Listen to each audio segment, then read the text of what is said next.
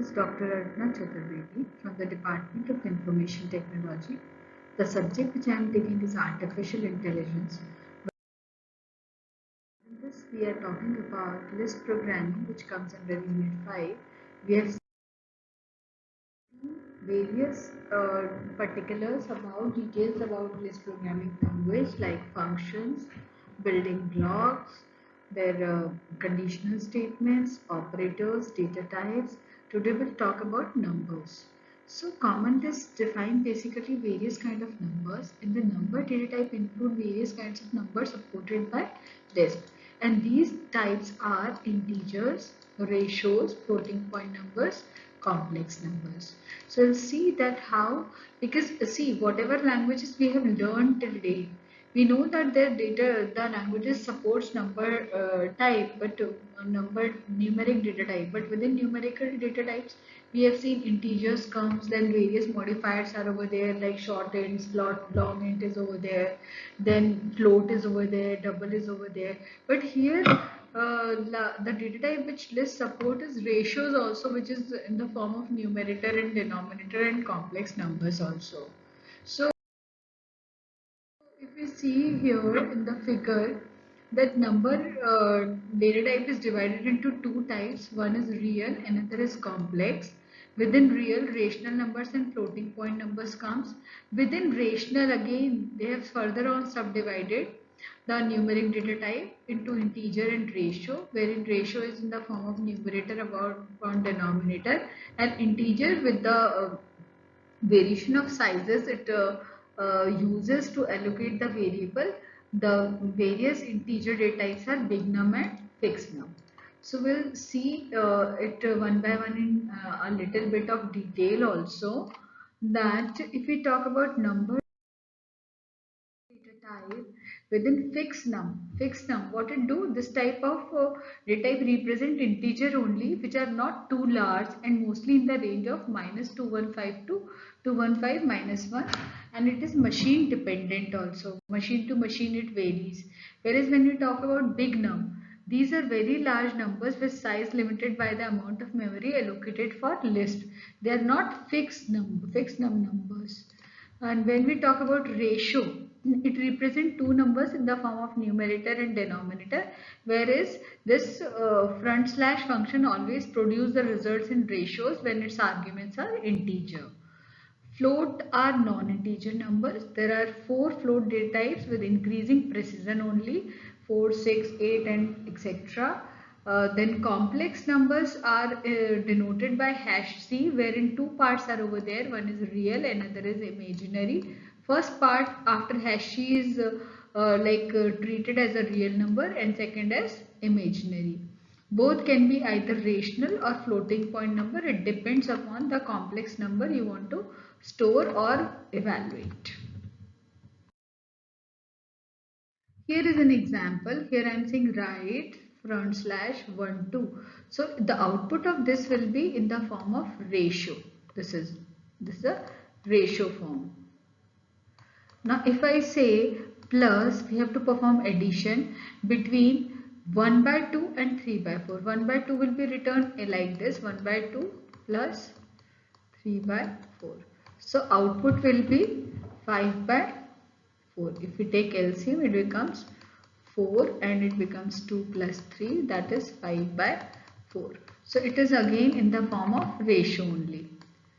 Ratio. Whereas next is #c means complex number. This is the real part, this is imaginary, real, imaginary.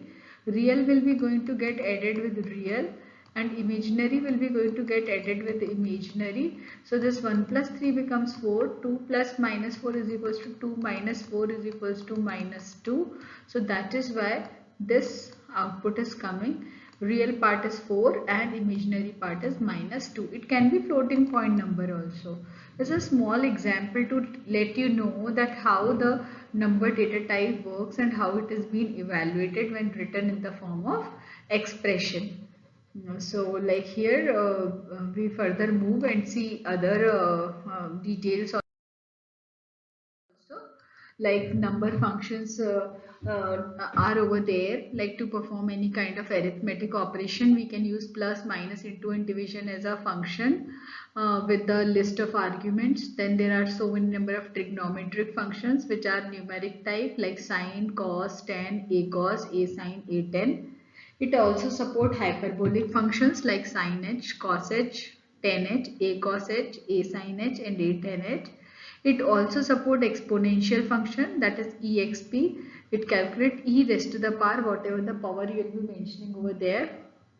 Then it is also having expt function, which takes base and power both together. Then sqrt function is used to find out the square root. Log function is to find out logarithmic value of a number. Similarly, other functions which is support is conjugate. Conjugate is a function which is used to calculate complex conjugate between real and imaginary number and returns the number itself. Then absolute value, ABS is a function. Similarly, GCD is a greatest common divisor function to find out GCD of a given number. You can find out LCM also using LCM function. Then is SQRT is used to check whether the greatest integer is less than or equal to the exact square root of a given natural number or not. You can find out floor value, ceiling value, or you can truncate the number, or you can find out the round number also closest to the ratio using these all functions. Similarly, you can use floor, ceiling, truncate and round function with floating point numbers also. The name of function is f floor, f ceiling, f truncate and f round. You can find out remainder also. To know the remainder, mod and rem are the two functions which can be used. To know the floating point value of a real number, you use float, typecasting sort of. Then rational and rationalize are the two functions which is used to convert a real number to rational number. Then numerator and denominator are the are the functions which are used to be return the part of a rational number. Numerator will return numerator, denominator will denominator, and in case of complex number, real part will be going to get returned with the real part function, and image part is used to get the imaginary part of a complex number. This is a small example wherein few functions are being used. You can try using as many as possible. I suggest you to try each and every function. Like here I have mentioned front slash 4578, it has returned the 4578 will be going to get returned after evaluation 15 by 26. It's a ratio form. Then floor 4578, the floor value of this will be going to return as 0. Then if we write again the ratio form of 3, 4, 5, 6 and 75, it will evaluate and return this number. Floor value of 3, 4, 5, 6, 7, 5, it will be going to return it as 46 because you are taking it to the like with 75. Ceiling value will be 46. Then if you truncate it, it becomes 46. If you round it, it becomes 46.0 because it is 3, 4, 5, 6. Then floor value, if you say floating floor value, it becomes 47.0. Ceiling value, it becomes 46.0. If you f truncate it, you see that in case of f truncate, it is returning 46.0 again.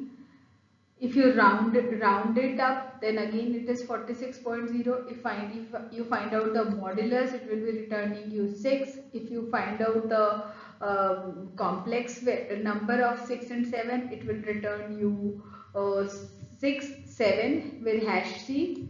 5 minus 9, it will return hash c 5 minus 9. If you want to know the real part, then it will return you, let's say this is c. Here you have initialized the complex number in a variable c. So it is actually 6, 7. This for this particular, if you want to know the real part is 6, and the imaginary part you have mentioned here, image part, it is 7.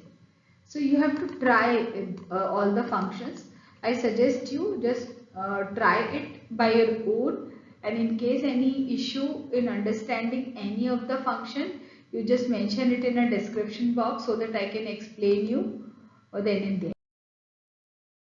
This is all about numbers, number data types and number functions. See you in another class. Have a nice day.